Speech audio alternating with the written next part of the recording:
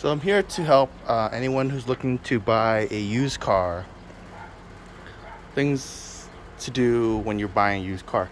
First thing is, when you buy a used car, ask the person to show you the title. The title has to be notarized.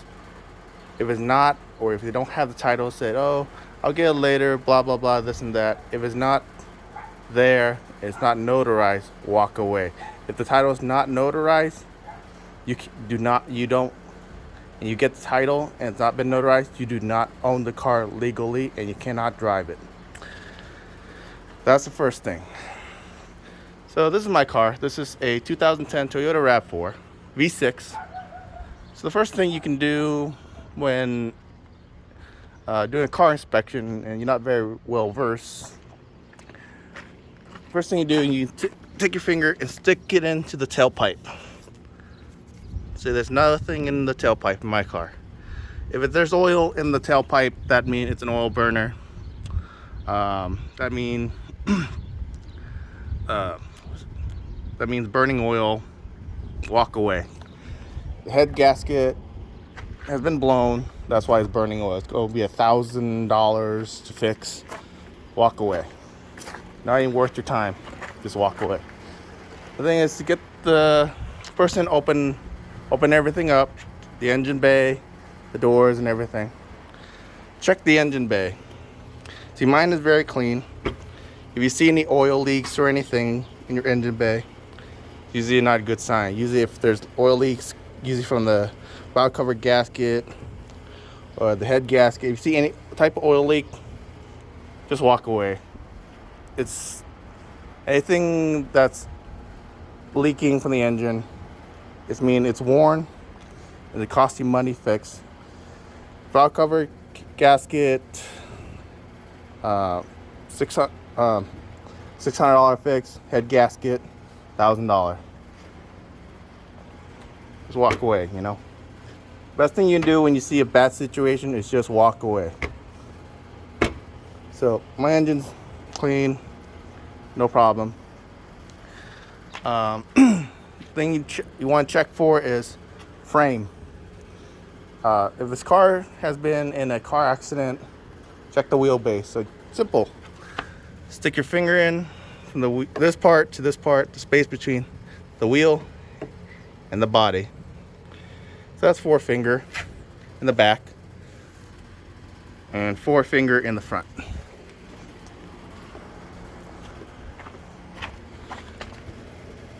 Here, 4-finger. Here, 4-finger. So that's means there's no frame bent.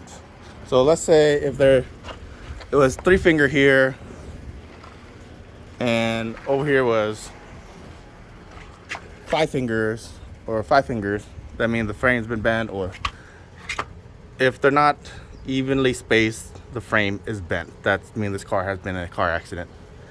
So this is 5, and then over there was 3 is bent. Check the front, and also check the back. 3-finger, 4-finger. Let's see. Let's show again. 3-finger, 4-finger.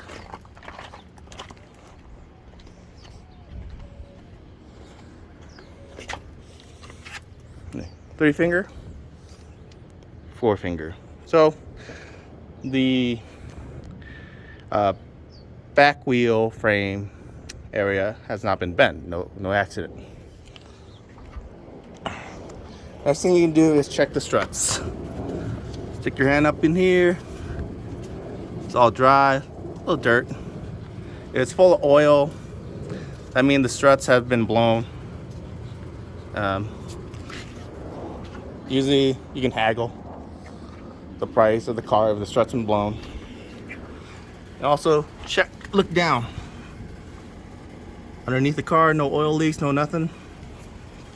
Good. Check the frame body. Look for rust. Look for oil stains and stuff. Make sure it's all good. Go underneath and check the frame. Also, right here, it tells you where the car was manufactured. This was made in Canada. This is the VIN right here, 2T3DK, 17 letter. The 2 tells you it's made in Canada. J, if it starts with a J, it's made in Japan. 3 is America, and so on and so forth.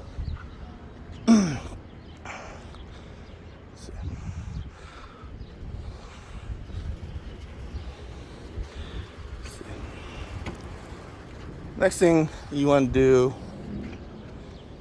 if you have an OBD2 scanner, like I do, plug into the port in the car right here, and scan the car and see if there's any codes. But most of you, they don't. So what we do is start up the car.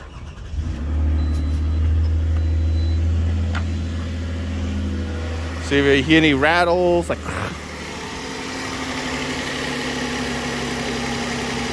very loud, obnoxious rattle.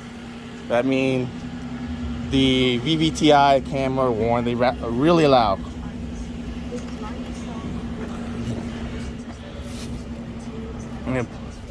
Do is press on the brake, the gas pedal. No problem. Let's see. Oh yeah, roll all the windows down. Make sure they roll down. Good. No problem. No issues. Let's see. Oh, so yeah. If you go into a car and you see this anything like green, the carpets are musty and anything musty, has an odor, that means the car might have been a flood. If it has been a flood, walk away. They're not even worth your time. Fuse box. If a car has been flooded, it will rust. The water, the damage to the electricals inside the car.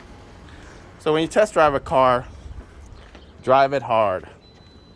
Like really take it on the freeway, drive 80 miles an hour. And then when you're driving about 40, 50, shift it through all the gears. So start with drive, the D. So drive, put it in drive, shift it to 4th gear, 3rd gear, 2nd gear, and low gear. Make sure it shifts all nice and smoothly. There shouldn't be any clunking or any delays. It should shift in roughly about a second. So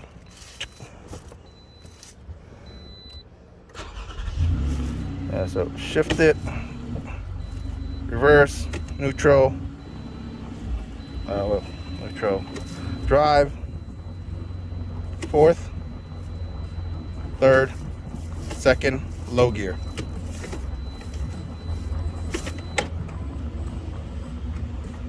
Shouldn't there be any type of clunking or kicking, hard kicks. So yeah. You also want to check the tires. The tires should be similar. It shouldn't be all different tires, different brand or anything. Usually if the fronts are a different brand and the rears are different brand, that's okay. But if you have an all-wheel drive or 4-wheel drive, all the tires need to be the same.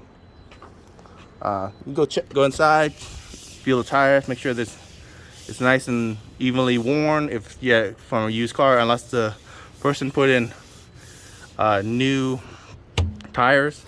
Also, when you're driving, if you hear any loud metallic screech, brake pads are worn.